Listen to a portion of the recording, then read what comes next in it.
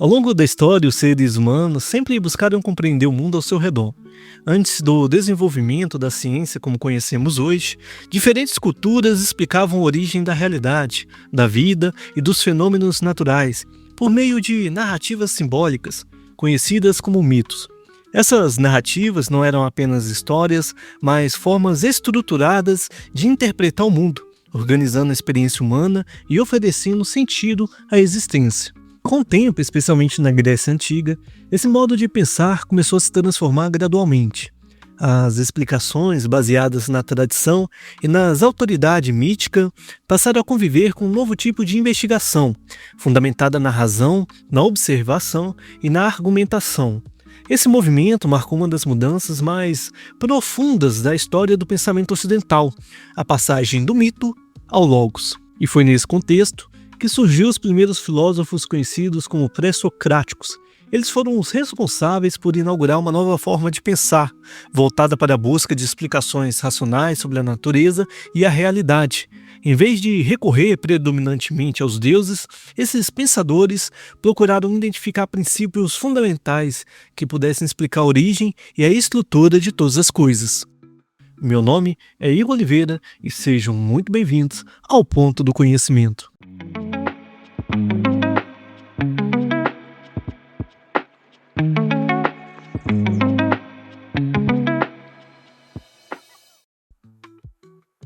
Para compreender o surgimento da filosofia, é fundamental analisar o contexto histórico em que ela se desenvolveu.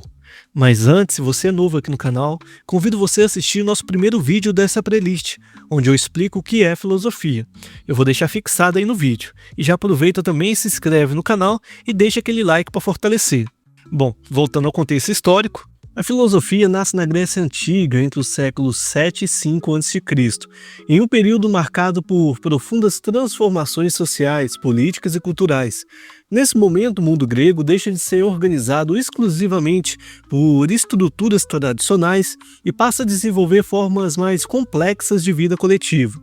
Um dos elementos centrais desse processo é o surgimento da polis, a cidades-estado grego. Diferente das grandes civilizações centralizadas do Oriente, a polis era comunidades relativamente autônomas, organizadas em torno da participação política e do debate público e da vida em comum.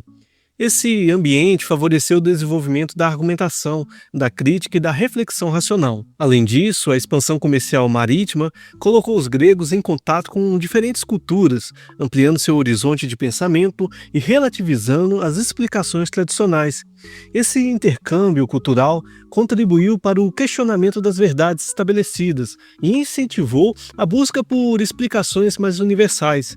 Paralelamente, ocorreu o significado do desenvolvimento cultural e intelectual, a adaptação do alfabeto fenício pelos gregos e a valorização do discurso racional e o fortalecimento da vida pública criaram condições favoráveis para o surgimento de um novo tipo de pensamento, mais crítico, mais sistemático e progressivamente menos dependente da tradição mítica. E é nesse cenário que a filosofia emerge não como um evento isolado, mas como resultado de um conjunto de transformações históricas que tornaram possível o desenvolvimento do pensamento racional no Ocidente.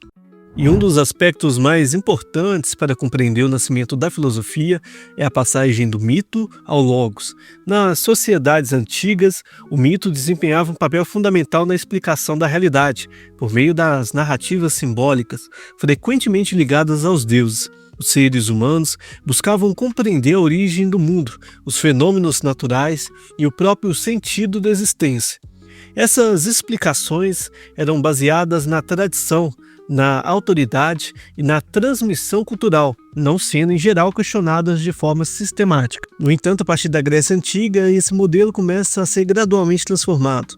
Surge uma nova forma de pensar que busca explicações fundamentadas na razão, na observação e na argumentação. Esse novo modo de pensamento, conhecido como logos. O logos não elimina completamente o mito, mas introduz uma mudança decisiva.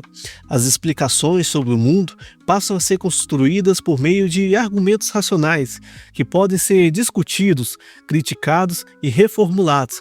A verdade deixa de ser algo simplesmente herdado e passa a ser progressivamente investigada. Essa transição representa a passagem de uma visão de mundo baseada predominantemente na narrativa para uma visão que valoriza cada vez mais a razão. E é justamente nesse processo que a filosofia constitui-se como uma nova forma específica de conhecimento, marcada pela busca de explicações universais e fundamentadas. A consolidação do Logos, portanto, não é apenas uma mudança de conteúdo, mas sim uma transformação na maneira de pensar, um movimento que inaugura a transição filosófica do Ocidente.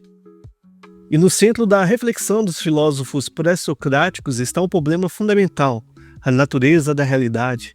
Diferente das explicações míticas que frequentemente atribuem a origem do mundo à ação dos deuses, esses pensadores voltaram a sua atenção para a própria natureza, aquilo que os gregos chamavam de physis. E a physis não se refere apenas ao mundo natural, no sentido moderno, mas à totalidade do que existe. Tudo que surge se transforma e permanece. A partir dessa investigação, os pré-socráticos formularam uma pergunta decisiva: existe um princípio fundamental que explique a origem e a constituição de todas as coisas? E essa busca levou ao desenvolvimento do conceito de arché ou arché. O arché é entendido como o princípio primordial, a base última de tudo que existe. Não se trata apenas de identificar um elemento material específico, mas de encontrar aquilo que permanece por trás das mudanças aparentes no mundo. E cada filósofo pré-socrático irá propor uma resposta diferente para essa questão. Alguns identificarão esse princípio como um elemento da natureza, como a água ou ar. Outros irão propor conceitos mais abstratos, buscando explicar não apenas a origem, mas também a ordem e a estrutura da realidade. E dessa forma, a busca pelo arché representa um dos primeiros grandes problemas filosóficos da tradição ocidental. Compreender a unidade por trás da diversidade é a permanência por trás da mudança. Os primeiros filósofos da tradição ocidental surgem na região da Jônia, mas especificamente na cidade de Mileto, localizado na Ásia Menor. E é nesse contexto que se desenvolvem as primeiras tentativas de explicar a realidade, a partir de elementos naturais, reduzindo a dependência de explicações míticas. Esses pensadores inauguraram uma nova forma de investigação, buscando identificar um princípio fundamental da natureza, por meio da observação e da razão. E por esse motivo são frequentemente considerados os primeiros filósofos da história. O primeiro deles é Tales de Mileto, que propôs que a água seria o princípio originário de todas as coisas. A sua escolha não foi arbitrária. A água está presente em diferentes formas na natureza e é essencial para a vida, o que indica uma tentativa inicial de explicar o mundo, com base em um elemento observável. Em seguida temos Anaximandro, que rompe com a ideia de um elemento específico e propõe o arperon, um princípio indefinido, ilimitado e indeterminado, como origem de todas as coisas. Com isso, ele dá um passo importante em direção a uma explicação mais abstrata da realidade. E por fim, Anaxímenes retorna à ideia de elemento natural, afirmando que o ar seria o princípio fundamental. Segundo ele, todas as coisas derivam do ar, por meio de processos como a condensação e a rarefação, introduzindo uma tentativa de explicar as transformações da natureza. E esses três pensadores, conhecidos como filósofos jônicos ou milesianos, estabelecem bases da investigação filosófica ao buscar explicações racionais para a origem e a estrutura do mundo, contribuindo para o desenvolvimento da tradição filosófica e das bases do pensamento científico do Ocidente. Mas à medida que a filosofia se desenvolve, surge um dos problemas mais fundamentais do pensamento filosófico: a relação entre a mudança e a permanência. Ao observar a realidade, percebemos que tudo parece estar em constante transformação. No entanto, ao mesmo tempo, também buscamos identificar aquilo que permanece, que garante alguma estabilidade no mundo. E é justamente essa tensão que dará origem a diferentes interpretações filosóficas. De um lado temos Heráclito, que afirma que a mudança é característica essencial da realidade. Para ele, tudo é um fluxo constante, nada permanece idêntico a si mesmo. A conhecida ideia de que não se pode entrar duas vezes no mesmo rio expressa essa concepção de um mundo em permanente transformação.